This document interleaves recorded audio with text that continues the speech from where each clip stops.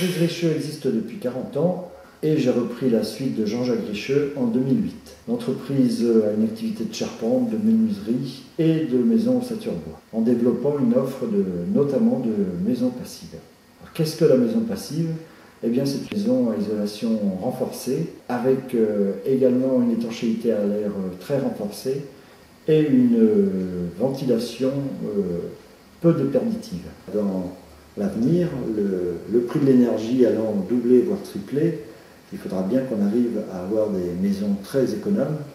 Donc aujourd'hui, en matière constructive, on en est on est plutôt dans une logique de rajouter des pulls à la maison plutôt que de lui rajouter un chauffage performant. Mettre un isolant important, c'est pas forcément un surcoût à la construction puisque ça évite de mettre un système de chauffage coûteux.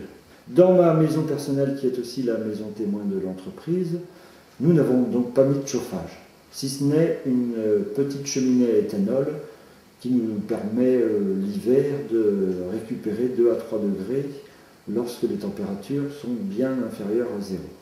Et pour donner une image, cette maison-là, on dit qu'elle se chauffe avec une bougie, c'est presque vrai, puisqu'un soir on a fait un test et en mettant 6 bougies, la maison a pris 1 degré en 1 heure. Ce qui rend également la maison peu déperditive, c'est sa ventilation.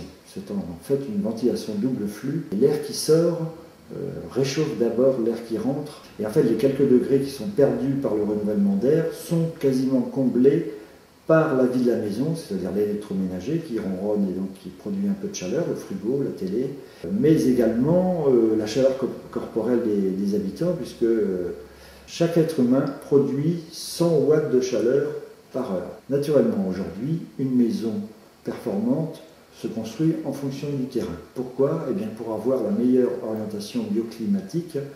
Alors la question de la performance thermique des maisons se pose tant pour le neuf, mais là c'est un peu plus simple si c'est prévu au départ, que pour la rénovation. Et là encore, il existe beaucoup de solutions techniques aujourd'hui pour rendre plus performant une maison existante, notamment par l'isolation extérieure et par la pose de menuiserie performante. Le bâtiment, lui, est déjà prêt et à toutes les solutions techniques pour vous offrir la performance thermique de demain.